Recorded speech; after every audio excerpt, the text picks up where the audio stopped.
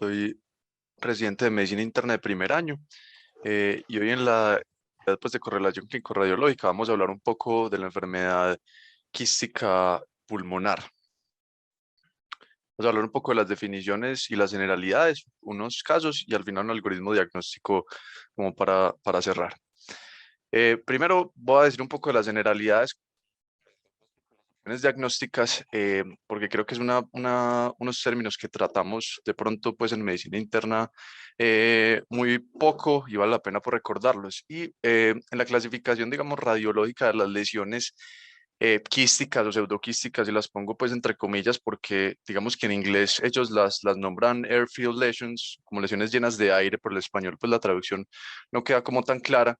Y lo digo así porque no todas estas lesiones pues son quistes y hay que definirlo claramente. Tenemos, por ejemplo, el término burbuja o bleb, que está definido en el glosario de Fleischner como una lesión pequeña de menos de 1 centímetro de pared delgada de localización adyacente a la pleura visceral, pero que generalmente no es usado en la práctica y no se recomienda usar en la práctica, y por eso probablemente pues, nunca lo hemos visto en las descripciones radiológicas de las tomografías que revisamos.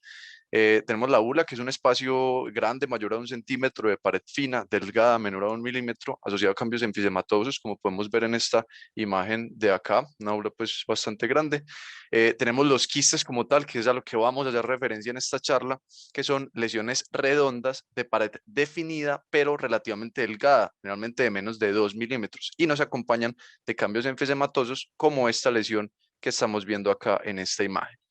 La imagen en panal de abeja, digamos que se asocia con los quistes porque es una agrupación de múltiples quistes, generalmente pequeños, de 3 a 10 milímetros, de localización principalmente subpleural, como lo vemos, por ejemplo, acá, ¿cierto? Principalmente pues en los casos de fibrosis pulmonar idiopática.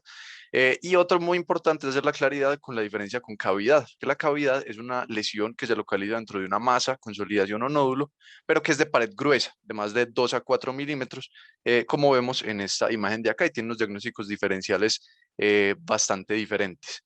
Otras lesiones que se pueden llegar a parecer a quistes y nos podemos confundir, pero que no son quistes y no clasifican en las lesiones quísticas o pues o llenas de aire, es la broncoectasia, que es ya una dilatación bronquial. Esta normalmente tiene signo de anillo de sello, y hay de diferentes tipos, y la quística pues es la que puede tener más parecido radiológico. Y la otra es el enfisema, que el enfisema son aras de baja atenuación, y la principal diferencia con el quiste es que no tiene pared visible, no tiene pared visible, y generalmente es un compromiso muy difuso. Cuando hablamos de las posibilidades diagnósticas, nos encontramos, yo sé que probablemente no están viendo bien esta tabla, que es bastante grande, pero la quería traer igual, porque es importante que veamos la cantidad de posibles diagnósticos diferenciales que podemos tener, y pueden ser asociados con neoplasias, infecciones, alteraciones genéticas, linfoproliferativas, entre otros. Pero afortunadamente los diagnósticos principales, los más importantes que nos tenemos que aprender, son por lo menos estos 6 que tenemos acá, ¿cierto? Y son los que vamos a tratar más principalmente en esta charla. Ahí está la linfangioleudomatosis. Generalmente la pensamos es en mujeres jóvenes de 20 a 40 años que han tenido antecedentes de neumotórax espontáneo, con quistes que son redondos, relativamente pues pequeños, entre 0,2 a 2 centímetros, y difusos de forma pues bilateral, muy importante, con el parénquima pulmonar normal, y se pueden encontrar otras alteraciones como angiomiolipomas renales o signos de esclerosis tuberosa. La enfermedad de Birt-Hog, el síndrome de Birt-Hog-Dubé, que es por una mutación en las proteínas que codifican para la foliculina, y también hacen neumotórax familiar, también se da generalmente en pacientes jóvenes, también tienen lesiones en piel, pero un poco diferentes, llamadas fibrofoliculomas o tumores renal, como el oncocitoma. Pues los quistes son más que todos en bases subpleurales y menores a 1 centímetro. La enfermedad, la histiocitosis de células de Langerhans, también en pacientes jóvenes, pero característicamente fumadores o exfumadores, también hacen neumotórax.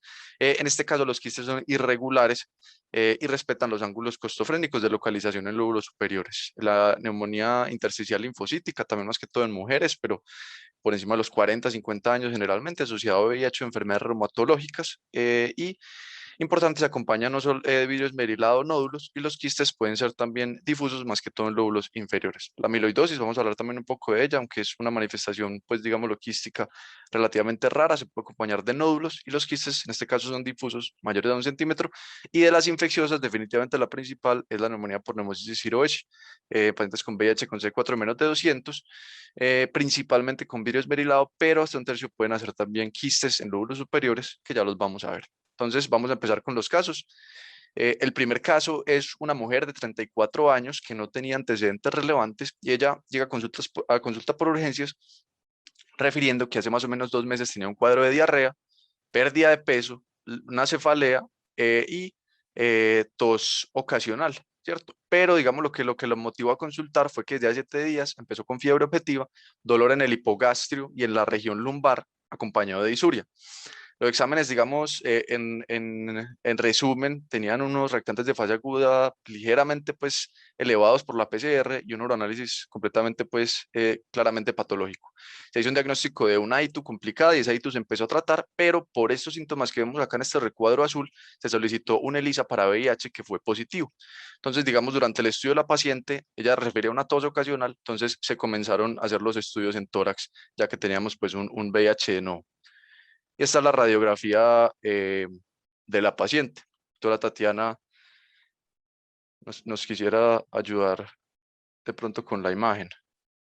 Bueno, entonces en esta radiografía de tórax se ven opacidades reticulares bilaterales, más como de predominio central. No hay consolidación ni líquido pleural. Es un hallazgo pues, muy inespecífico. Se debe hacer el TACAR para caracterizar mejor. Ok, entonces procedimos con el TACARIS de esta imagen que observamos acá.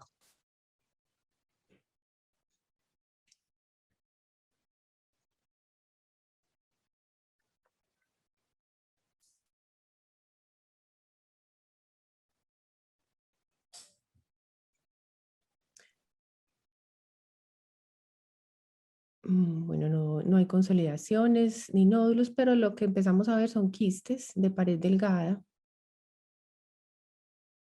en todos los lóbulos. La mayoría de ellos son subpleurales.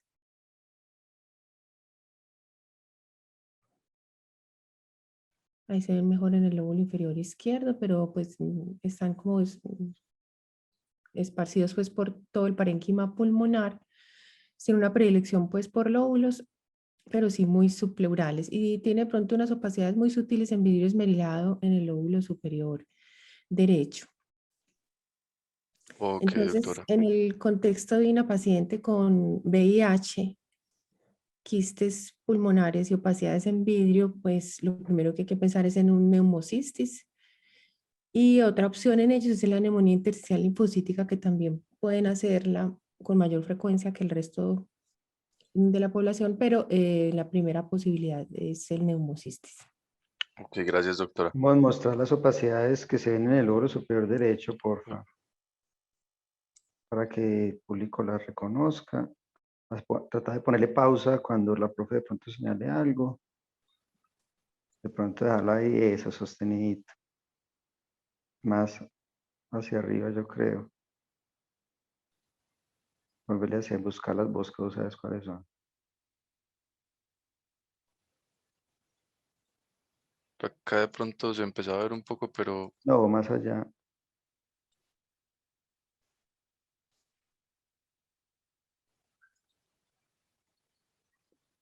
por No, acá. seguí. Hay una parte donde se ven más claras.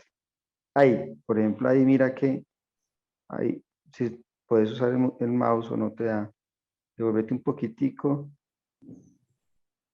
Por acá. como Es, por por ese ahí está. ladito. Ajá. Se ven. Y si te Sí. devuelves un poquitico, se ven más claras. Ah, sí, Ahí, ahí ¿ves? se ven un poco mejor. El público reconozca que esa es la opacidad que reconoce la profe Tatiana, que es muy sutil, pero bastante interesante como para achicar las posibilidades diagnósticas. Listo. Ok, digamos pues que igual en este caso de esta paciente, el compromiso pulmonar no era el principal de esta hospitalización. Ella definitivamente tenía una ITU complicada. Igual se le hicieron los estudios para estas lesiones. se le hizo un lado broncoalveolar que fue negativo pues para las causas infecciosas en este contexto y un antígeno de criptococo negativo. Entonces digamos que el diagnóstico final fue una neumonía intersticial, así lo ponían en la historia. No se procedió pues con biopsia de tejido ni otros estudios de esto. ¿Qué pasa con esta paciente? Ella se fue, digamos, se dio de alta con el manejo para su hito, una E. coli, manejo con Asteronam, completó el tratamiento y se fue de alta. A los 2 meses más o menos, la paciente volvió a consultar, esta vez sí por unos claros síntomas respiratorios, con tos, con esputo y alino, con disnea muy importante.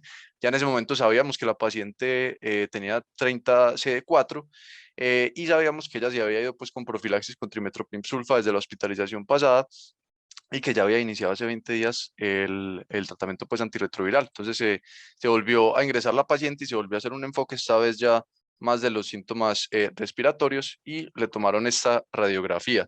De pronto, doctora Tatiana, ¿observó algún cambio respecto a la imagen previa? Pues parece que hay más reticulación y no sé si es por la técnica que se utilizó, pero pareciera como que hubiera vidrio esmerilado. Pero sí se ve más reticulación, se ve pues como más enfermo ese pulmón. Ok. Entonces, ya en esta hospitalización, pues digamos, lamentablemente no se realizó otro TACAR, entonces no tenemos una imagen tomográfica para compararla pues con la otra, pero digamos, por los síntomas que refería la paciente, sabiendo que tenía unos CD4 tan depletados, se tenía que hacer pues el enfoque diagnóstico de nuevo completo. Le volvieron a hacer un lado broncoalveolar y esta vez salió un neumocistis hiroechi contiene de criptococo negativo, entonces se dio tratamiento a dosis terapéuticas, aquí me faltó este 800 acá, perdón, por 14 días y prednisolona, porque la paciente pues por 10 días también estaba un poco hipoxémica y se continuó el mismo manejo antirretroviral. Pues digamos, acá no contamos con la imagen, pero pues para hablar un poco del VIH, pues es importante considerar y saber que estos pacientes están inmunosuprimidos, sobre todo esta paciente que tenía un VIH, pues de no, con OCD4 tan bajitos, luego los cuadros clínicos pueden virar pues de forma muy rápida y aparecer oportunistas y complicaciones de forma rápida. Entonces, es importante aclarar que las causas de hospitalizaciones en los pacientes con VIH, el 30-40% pueden ser alteraciones respiratorias o pulmonares. Y en el caso del neumocistis hiroechi, hasta un 39% pueden tener los rayos X iniciales normales. Entonces, si es la sospecha diagnóstica es compatible, pues si el paciente tiene síntomas respiratorios, no nos podemos quedar tranquilos con una radiografía y tenemos que proceder a la tomografía. Depende del contexto, pues ya mirará uno qué estudio específicamente le ordena. Inclusive pues en la tuberculosis también hasta un 14% pueden tener rayos X normales. Y esta tabla es una tabla pues muy bacana que pone las diferentes lesiones y los diagnósticos diferenciados en el contexto de VIH, como nos decía la doctora Tatiana, las lesiones quísticas definitivamente los diagnósticos diferenciales principales son la neumonía por neumosis hiroechi y la neumonía intersticial linfocítica. El hiroechi, sabemos pues pacientes con menos de 200 CD4, con los síntomas sobre todo pues fiebre, taquipnea muy importante. El paciente generalmente está hipoxémico, la diferencia alveolar arterial de más de 35 nos va a ayudar y hasta el 90% pueden tener la LDH aumentada. Si ven la imagen, generalmente pues se observa es vidrio esmerilado y un patrón reticular, podemos observar quistes hasta en un 34%. Y estos son abundantes, difusos y bilaterales, y en lóbulos superiores, digamos lo que son diferentes al TACAR, pues que vemos de forma inicial generalmente, pero siempre nos debe alertar este contexto, pues la presencia de quistes, y ya hay que hacer la confirmación microbiológica en el lado broncoalveolar, que estas serían como la imagen que veríamos típicamente, pues la doctora Tatiana me corregirá, pero acá pues con el vidrio esmerilado, pero también podemos observar ya la presencia pues de múltiples quistes asociado también, en este caso pues a vidrio esmerilado. Y la neumonía intersticial linfocítica puede ser idiopática, pero en muchos casos se asocia con enfermedades reumatológicas, de las cuales la principal es el Sjögren, que también es artritis reumatoidea y lupus, y el VIH. Estos pacientes refieren pérdida de peso, fiebre, dolor pleurítico, es muy importante. Y generalmente en los estudios histológicos se observa un infiltrado linfocítico importante, se pueden ver agregados nodulares, inclusive con centros terminales, y en ocasiones granulomas también pueden reportar. En las imágenes radiológicas, el vidrio esmerilado también es muy importante. Estos pacientes también hacen nódulos entre lobulillares y también hacen quistes. Estos quistes pueden ser de 1 a 30 milímetros. Generalmente se le localizan en lóbulos inferiores o pueden ser difusos y generalmente comprometen menos de 10% del parénquima pulmonar. El diagnóstico se debe hacer con biopsia, pero digamos que puede ser debatido porque como no hay un diagnóstico, un tratamiento específico para el quiste como tal, en el caso pues de unas lesiones muy quísticas, contratar la causa que está produciendo esta neumonía, por ejemplo, el Sjögren, puede tender a mejorar. Entonces, por ejemplo, la biopsia en ciertos casos se podría llegar a obviar, aunque el diagnóstico se tiene que hacer con biopsia para poder hablar de ella. Y podríamos ver este tipo de imágenes, como vemos acá en este Simón, corte de esta pero tomografía. en la práctica no se les hace biopsia, pues si tiene el diagnóstico de síndrome de Sjögren o de la enfermedad de tejido conectivo y el patrón radiológico es muy típico, el reumatólogo o el neumólogo lo tratan pues como una linfocítica sin necesidad de hacer biopsia. Usualmente Ok. es así. Listo, perfecto, doctora, muchas gracias. Entonces, listo. Y este es otro casito, digámoslo, interesante que quería mostrar acá. Voy a mostrar primero la tomografía y después les cuento como el contexto completo.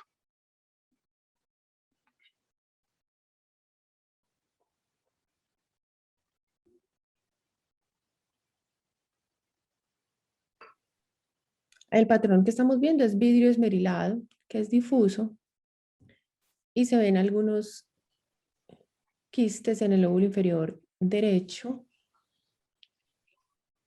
Por acá era también como estas lesioncitas de acá. Sí, bueno, esos son de pared más gruesa. Bájalo un poquito.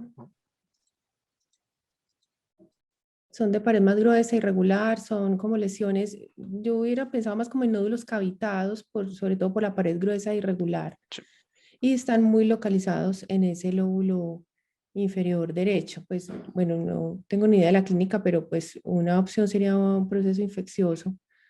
Pero sí es muy importante pues sí. conocer el contexto clínico. Sí, este lo traía simplemente porque si estas son, pues, como dice pues, la doctora, la interpretación radiológica, lo único que quería decirles es que también es un paciente de 23 años que le hicieron un diagnóstico de VIH reciente.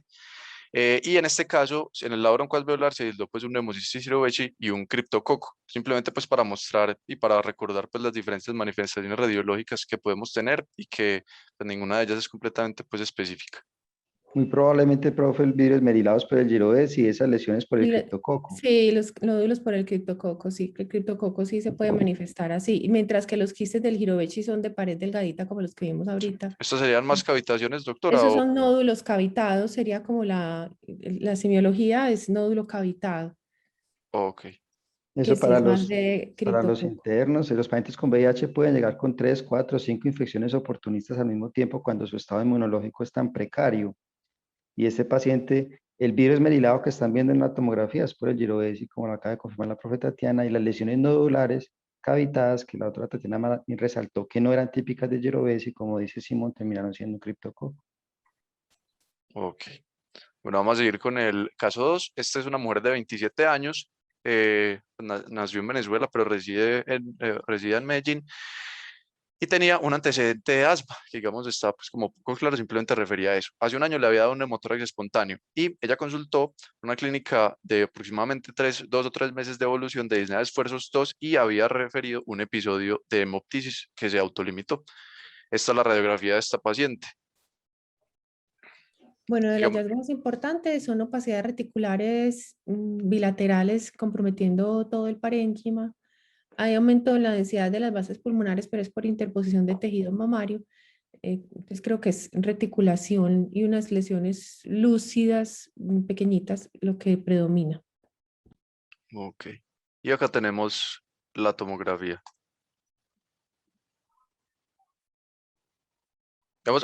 Perdón, pues antes de proceder con la tomografía, eh, digamos que la sospecha inicial en esta paciente, pues por su cuadro, de pronto pues lo refirió de una forma más aguda en urgencias. La sospecha pues inicial era un TEP, como lo había manejado, pero se procedió pues primero a los rayos X y después de la tomografía y observamos estas imágenes. Múltiples lesiones quísticas que están distribuidas en todo el parénquima, lo comprometen de forma homogénea y parénquima que uno logra ver entre las lesiones es un parénquima sano, y que es importante hacer esa aclaración, pero los quistes son de pared delgada y comprometen de manera relativamente pues homogénea el parénquima pulmonar. Entonces, esa es la imagen muy característica, y más en el contexto de una mujer en edad fértil, de la linfangioliomatosis. Es muy, muy típica. Muchas Señora, gracias. me parece importante no dar por hecho que acuérdate que nos están visitando médicos generales, que ellos identifican los quistes. Por favor, trata Sí, como de señalarlos. Le acá pones pausa vemos, al eh, video si ven, acá desde el principio se empiezan a ver estas imágenes, digamos que esto es un y ponerle angiotac, la pausa. imagen ideal sería un TACAR, Sí, pero por el contexto se hizo pues un angiotac. Igual en el angiotac podemos pues visualizar acá el parénquima y vemos todas estas imágenes pues digamos como negrita, atenuadas o radiolúcidos. lúcidas, sí, y ahí vemos que están pues distribuidas de forma difusa, bilateral, eh, tanto superior pues medio como inferior, son imágenes redondas, relativamente pequeñas, y como dice pues la doctora, las áreas pues de parénquima que se alcanzan a ver parecen pues no comprometidas. Pero Exacto. como vemos, en este caso pues el compromiso es completamente difuso, entonces lo estamos viendo en todos los cortes de forma bilateral.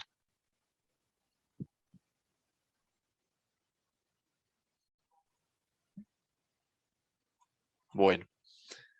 Entonces, digamos ya pues cuando observamos esta imagen, la sospecha pues diagnóstica que tenían cambia completamente y como pues la doctora, la sospecha principal sería una linfangioleudomatosis. Y para hablar un poco de esta enfermedad, es una enfermedad rara, ¿cierto? Una incidencia de 3.8 a 7.8 casos por millón de mujeres. Y hablo por millón porque hay que recordar que esta es una enfermedad prácticamente exclusiva de mujeres, prácticamente, ¿cierto?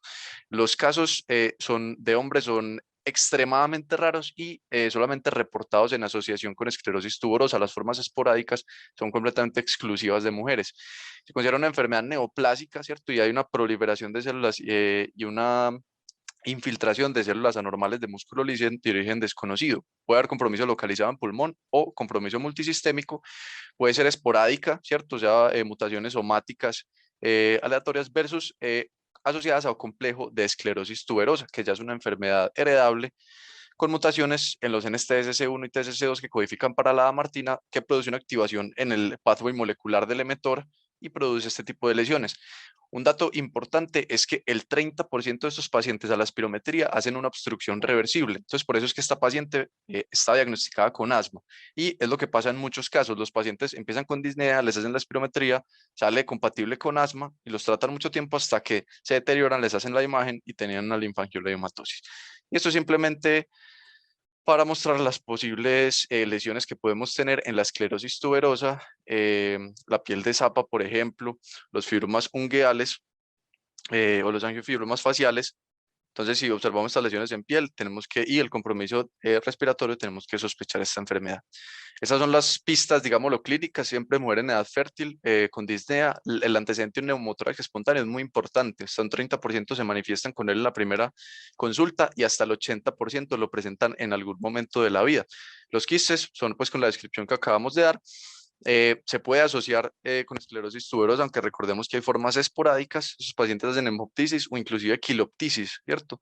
Pues con contenido pues, linfático y pueden presentar derrame pleural hasta en un 30%, de los cuales el 10% puede ser quilotórax y en la mayoría de los casos es unilaterales. Y hasta entre un 30 y 80% pueden presentar angiomiolipomas renales, ¿cierto? El diagnóstico se hace con quistes pulmonares múltiples en la tomografía, como vimos, compatibles, ¿cierto? Debe haber por lo menos 10 para que sea criterio diagnóstico asociado a cualquiera de estas que vemos acá.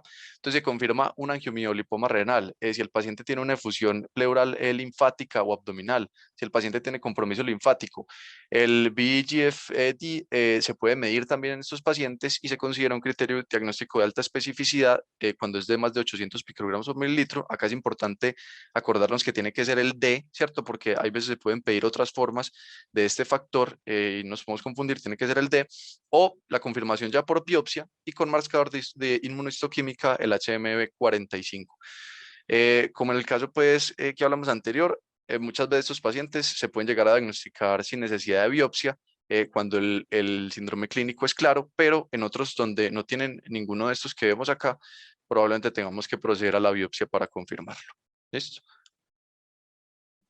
Voy a pasar al tercer caso, profe, o alguna aclaración con linfangioleyomatosis. O cualquiera pues de los profes, de los asistentes, si quieren aportar algo también, bienvenidos.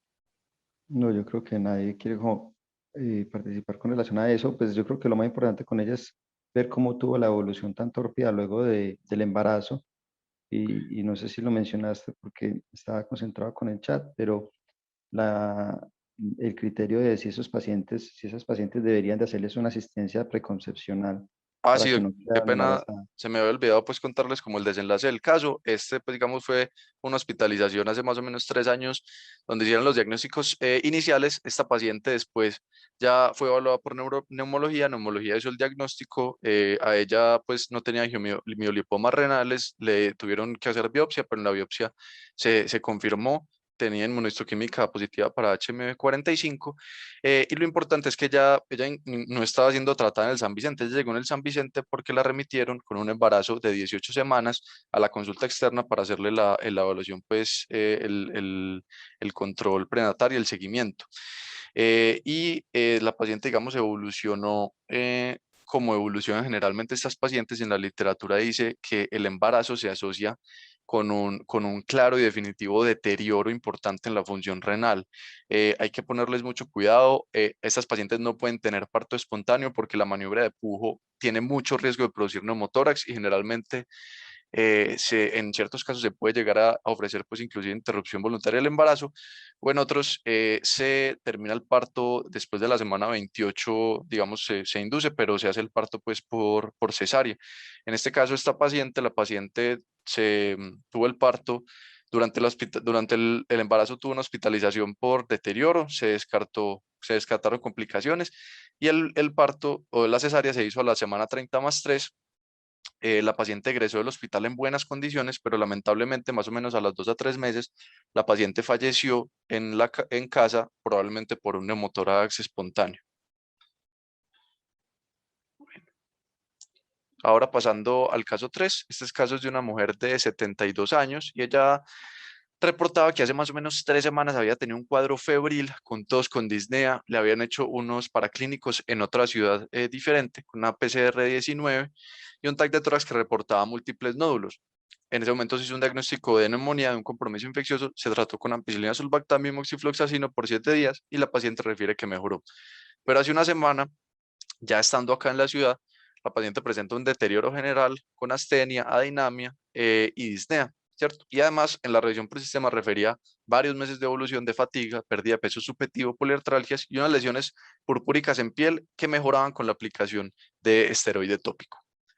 Esta es la radiografía inicial de nuestra paciente. Bueno, está como rotada. La proyección pues no, técnicamente pues no es muy buena.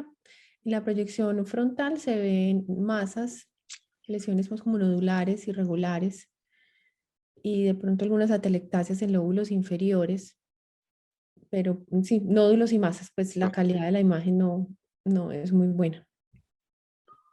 Ok, entonces ya pues pasamos a, digamos, en la evaluación inicial en urgencias, la paciente ya no tenía fiebre, se hicieron estos paraclínicos básicos. Los reactantes de fase aguda estaban, pues digamos, el hemograma por lo menos y la PCR no mostraron un aumento importante.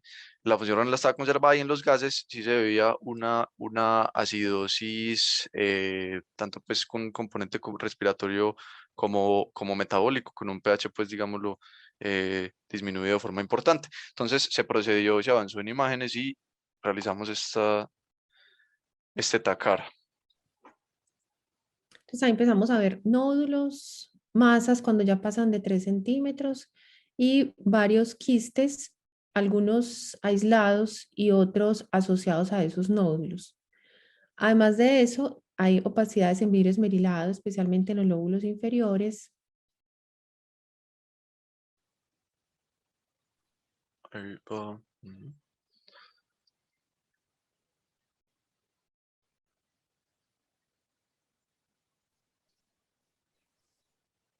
Ahí vemos opacidades en vidrio esmerilado y unas pequeñas bronquiectasias por tracción centrales. Bueno, lo que pasa es que pues, nosotros sabíamos qué diagnóstico, qué antecedente importante tenía esta paciente, pero no sé si eso fue sí, eso fue en esa hospitalización que se hizo el diagnóstico Simón. Sí, sí, doctora. Pues el antecedente, pues digamos ahí no lo nombré. El único antecedente que decía ella era que había tenido un síndrome de Guillain-Barré y que tenía pues asociado a eso una paraparesia hace 15 años. Ah, pero también había un antecedente de síndrome de Sjögren. Pero en ese momento se hizo el diagnóstico. Ah, bueno, sí, pues es importante, pero cuando hicimos el análisis, pues se tenía el diagnóstico del síndrome de Sjögren, porque eso pues Ok, cambia pues el abordaje en estas lesiones eh, y el patrón que tiene, o sea, tiene un patrón de una enfermedad intersticial, que es lo que se ve abajo, sobre todo en los lóbulos inferiores, que muy probablemente corresponde a una anine por el vidrio esmerilado, la reticulación y unas pequeñas bronquiectasias. Entonces eso va por un lado y por otro lado van los nódulos y los quistes, que también pues en estos pacientes con síndrome de Sjögren, cuando uno ve nódulos o masas, yo creo que este caso ya lo hemos visto en otra reunión, hay que pensar o el linfoma es una opción y la otra opción es amiloidosis. Y cuando hay quistes asociados a los nódulos, es más probable el diagnóstico de amiloidosis, pero aquí pues sí es fundamental conocer el ¿cómo está antecedente. cierto? Exacto, sí. Incluso hay algunos quistecitos que están solitos y eso puede ocurrir en la amiloidosis. Ok, gracias, doctora. Sí, entonces, como usted dice, doctora, en esta hospitalización, pues la paciente no tenía síndrome de Sjögren, se hicieron los estudios pertinentes, se le hizo la obra en colveolar, se descartaron alteraciones infecciosas, los autoanticuerpos tenían unos ANAS positivos, antirroantila positivos y factor reumatoideo alto. Se hizo también electroforesis de proteína que tenía un pico gamma policlonal digamos ya en el contexto completo con todos los estudios, la paciente tenía un test de Schimmer positivo, le hicieron biopsia de glándula salival con aciloadenita linfocítica, le hicieron biopsia de pulmón y los hallazgos pues en la electroforesis era compatible con un síndrome de Sjögren. La biopsia también reportó que había pues un compromiso compatible con una neumonía intersticial no específica también con amiloidosis pulmonar, secundaria pues a esa enfermedad autoinmune, y se hizo el manejo con prednisolona y con ciclofosfamida. Y para hablar un poquito de este contexto, pues porque es un caso muy importante con una imagen muy interesante, es que los pacientes con síndrome de Sjögren hasta un 20% hacen compromiso pulmonar, aunque un porcentaje importante de este puede ser subclínico y puede que no nos demos cuenta si no le hacemos pues los estudios que el paciente tiene lesiones. Y ser hombre, ser fumador y tener un inicio tardío de la enfermedad en los pacientes de síndrome de Sjögren es un predictor de compromiso pulmonar.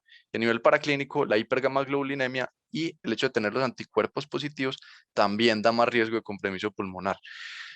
Este es, digamos, los porcentajes que podemos tener en prevalencia. La enfermedad de la vía aérea, muchos pacientes tienen tos, tienen algún grado de hiperreactividad bronquial, bronquiectasias y también infecciones de forma pues no despreciable. Y los pacientes que hacen EPID, la mayoría hacen un compromiso compatible con una NINE en un 45%, aunque también pueden hacer una neumonía intersticial usual o linfocítica, también es otro diagnóstico diferencial importante que tenemos que considerar, o inclusive organizada pues en un 11% de los pacientes que hacen EPID. Los linfomas son raros, pero pueden estar en un 2%, y la amiloidosis pulmonar es un diagnóstico muy raro, no reportan una prevalencia, pero también se asocia con el síndrome de Sjögren. Y la literatura reportada es, digámoslo, poca. Esta serie de 37 casos muestra que la mayoría eran, el 96% eran mujeres, aunque esto no sorprende porque estamos hablando de síndrome de Sjögren.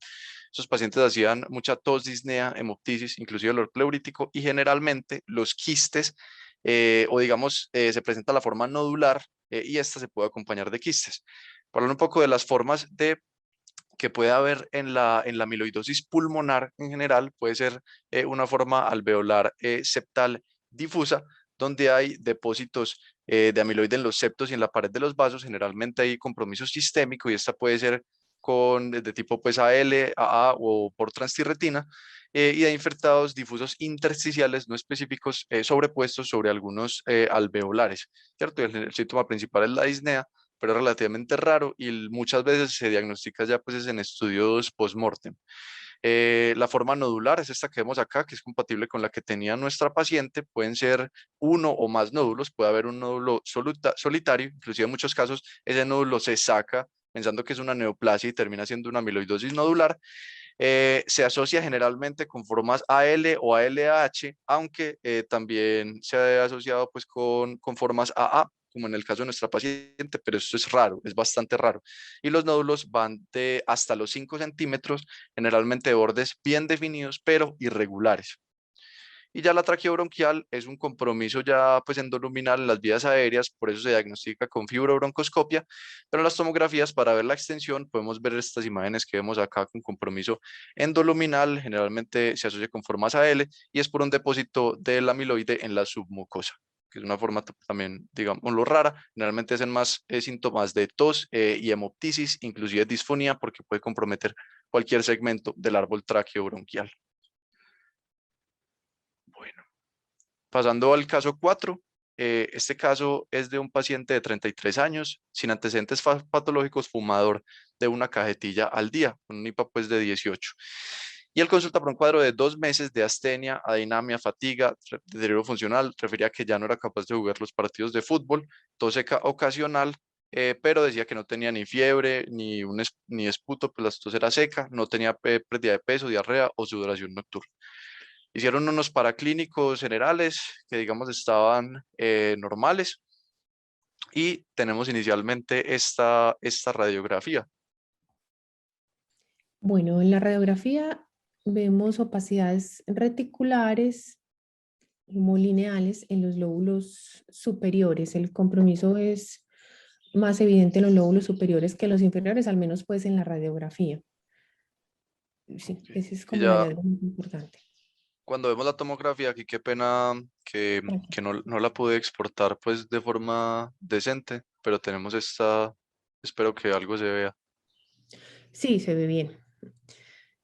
Entonces vemos múltiples quistes que son irregulares. Fíjense que es diferente a la linfangioliomematosis. Estos quistes son más grandes, son de morfología más irregular, están distribuidos más en los lóbulos inferiores. Vemos en todo el pulmón, pero aquí se concentran más en los lóbulos inferiores. Y ven, en los lóbulos inferiores se ven los quistes más grandes y más irregulares. Entonces, de pronto hay también un poquito de vidrio esmerilado en el parénquima adyacente. Entonces, en un paciente fumador con estos quistes, que aunque pues predominan es en teoría en los lóbulos superiores, pues no siempre vamos a encontrar, como dice la literatura, pero en un hombre fumador con estos quistes irregulares, incluso hay de pronto algunos nódulos entre los quistes, Estoy acá. vamos, exacto, sí. Se debe pensar en una esteocitosis de células de Langerhans. Esa es la primera opción en estos pacientes. Ok, muchas gracias, doctora. Sí, pues acá importante, sí, como usted decía, doctora, resaltar, digamos, la imagen pues tan diferente a la paciente con la linfangioliomatosis y los quistes definitivamente tienen pues una apariencia muy diferente. Inclusive pues ahí reportan en la literatura un estudio de unos, pues una muestra, digámoslo, poca, de menos de 100 pacientes, pero para resaltar que la evidencia radiológica del tipo de quistes podían llegar al diagnóstico en un 80% de los casos. Entonces es muy importante pues aclarar acá como las diferencias en la apariencia. Y este paciente tenía pues una histocitosis de células de Langerhans que se confirmó pues ya de forma digamos histológica y se hizo pues el tratamiento pertinente. El paciente pues evolucionó digamos lo estable por la consulta externa.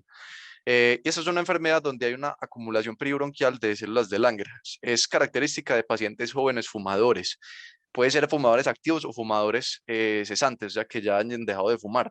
Antes se pensaba que era una enfermedad de hombres, más de hombres, pero eso estaba, digámoslo, efecto estaba producido porque los hombres fumábamos antes más. Ya, digamos, el tabaquismo se ha equiparado entre los géneros, entonces por eso se ha visto que en realidad no tiene una desviación importante hacia un género. los pacientes refieren los síntomas tos, disnea, síndromes constitucionales. Estos pacientes también hacen neumotórax, aunque en menor medida que los pacientes, por ejemplo, con la linfangioliomatosis o inclusive los del síndrome de Bill-Houck-Dubé, hacen manifestaciones en piel de múltiples tipos y pueden hacer diabetes insípida. Entonces, esto de manifestaciones en piel y diabetes insípida con síntomas pulmonares siempre nos debe alertar a eso.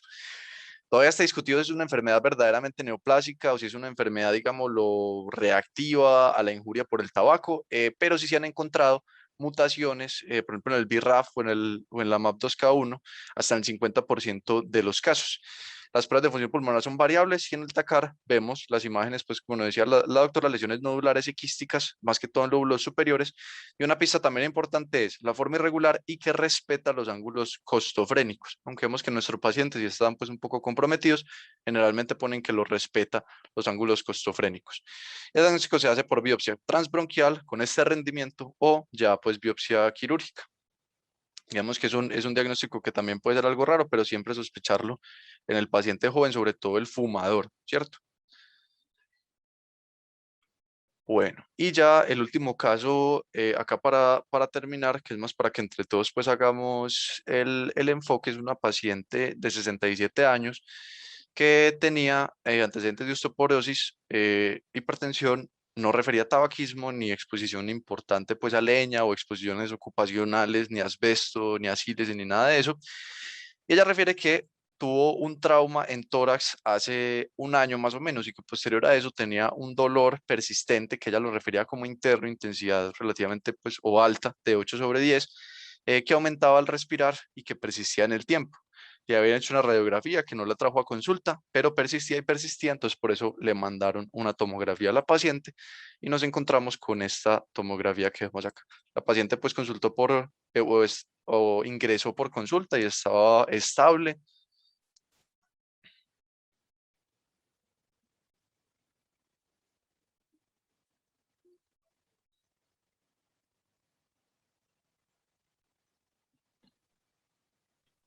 Bueno, entonces,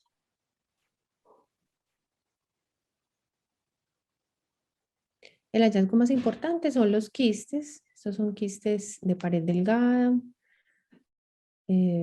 Son sobre todo subpleurales. Podemos decir que sí hay más de 10, yo creo, que sí, son de tamaño variable.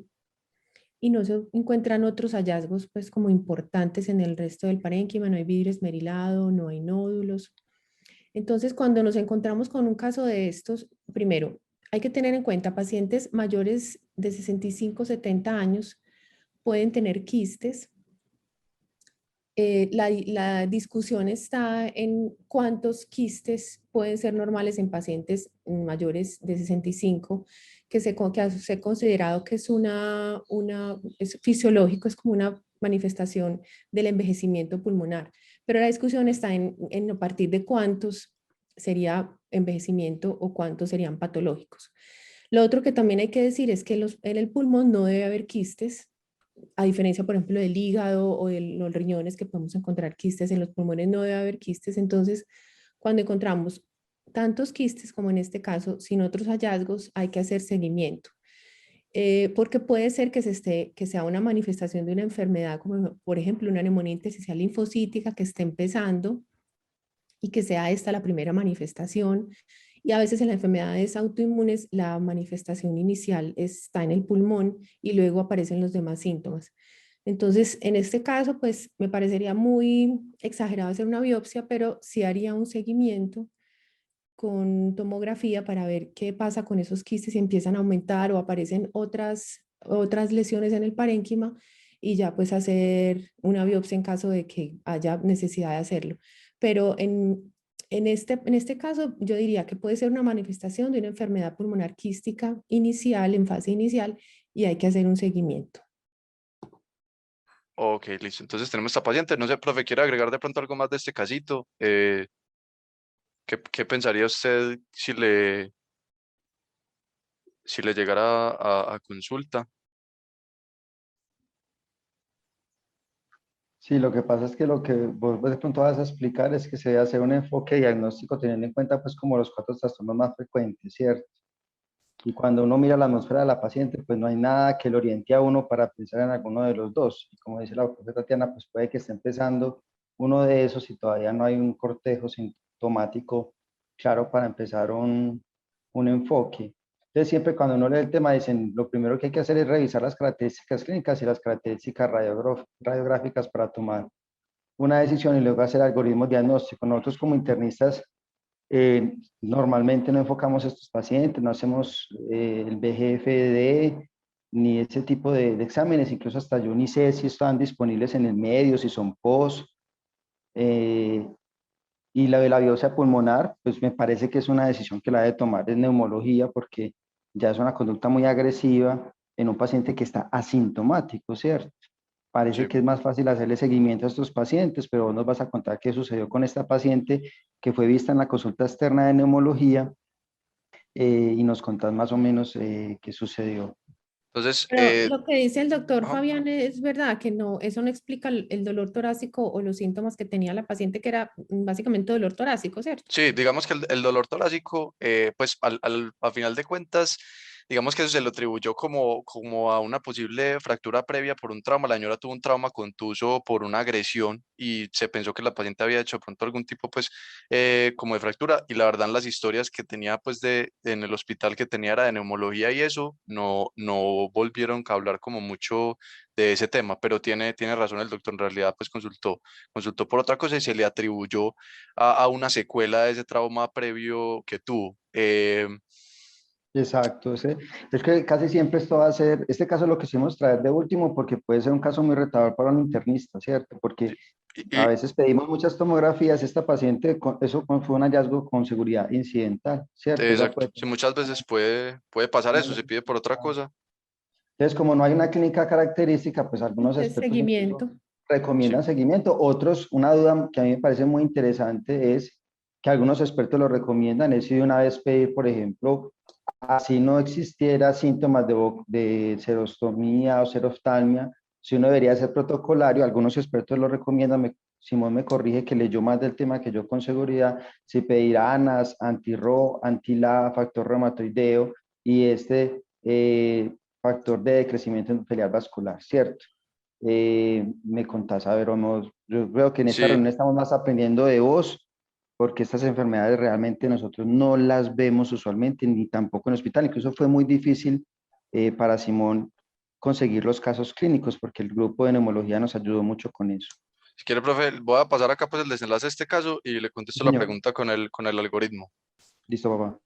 Entonces, en principio se hizo lo que dice la doctora Tatiana, la paciente se observó por varios meses, seguía haciendo consulta, la paciente se vigiló en consulta, pero se hicieron pues la tomografía, había como unos reportes que decían sospecha de linfangioliomatosis, ya después hubo como una presión pues adicional para descartar la enfermedad, se le hicieron estos estudios que estaban relativamente normales y pues digamos como persistían los síntomas y el hecho de que había ya una tomografía que hablaba de linfangioliomatosis, también la había visto después cirugía de tórax, digamos que y se había vigilado en el tiempo y habían persistido inclusive una sospecha de que habían aumentado un poco las lesiones, se decidió ya descartar, digamos, la enfermedad, se hizo un lavado broncoalveolar que está normal y se procedió finalmente a biopsia de pulmón que tuvo estos hallazgos que reportamos acá con un diagnóstico final compatible con bulas. Entonces, esto es, pues, digámoslo, para mostrar que al final la paciente,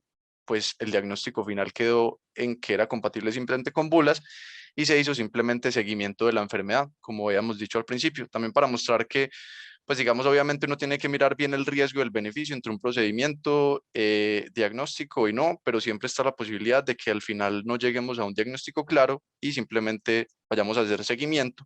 Entonces, por eso es muy importante lo que decía la doctora Tatiana. Bueno, pero y lo otro es que es muy raro a los 67 años que se manifieste una linfangioliomatosis. O sea, usualmente una mujer a esa edad ya tiene el pulmón lleno de quistes si es que ha sobrevivido. Entonces, a esa edad es muy poco probable que sea una linfangioliomatosis. Gracias, doctora. Sí. Entonces, y para un porcentaje no despreciable, inclusive en los estudios hasta un 40, inclusive 50% de los casos con quistes pueden llegar a no tener un diagnóstico claro al final, para recordar pues esto. Y ya para terminar, lo que les iba a resumir acá en el algoritmo diagnóstico era esto.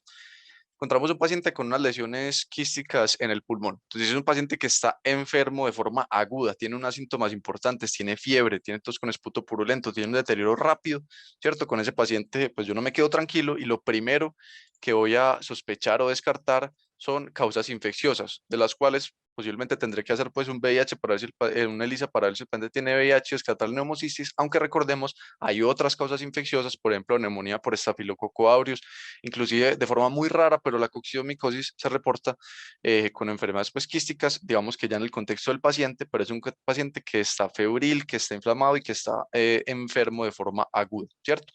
La mayoría de pacientes con este tipo de lesiones y tomografías que vimos van a ser enfermos de forma crónica, ¿cierto? No hay un tiempo para definir crónico y agudo en este caso, pero podríamos hablar de síntomas de más de 1 o 3 meses pues, de evolución.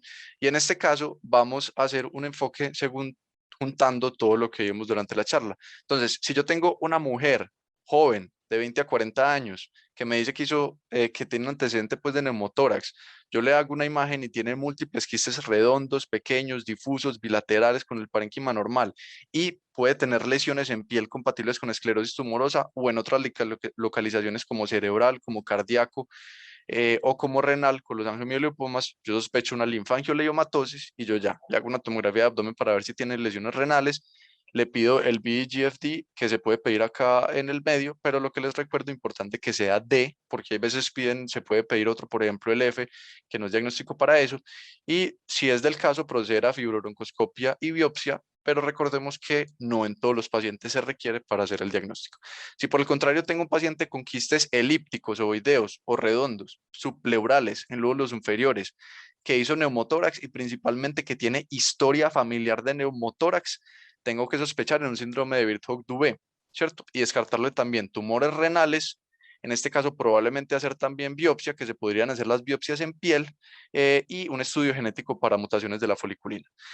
Si es un paciente como el que vimos nosotros, un paciente joven, fumador, con quistes irregulares en lóbulos superiores, definitivamente histiocytosis de células de Langerhans es lo importante y proceder con los estudios pertinentes de biopsia o un estudio genético y, para verificar la mutación del BRAF. Si por el contrario son quistes redondos asociado a vidrio esmerilado, a nódulos, engrosamiento pleural, yo ya tengo que estar, digamos, muy atento al contexto de la paciente. Y en ese caso, tengo que hacer una revisión por sistemas muy exhaustiva y ver si tiene algún síntoma, signo que me indique que tiene una enfermedad reumatológica.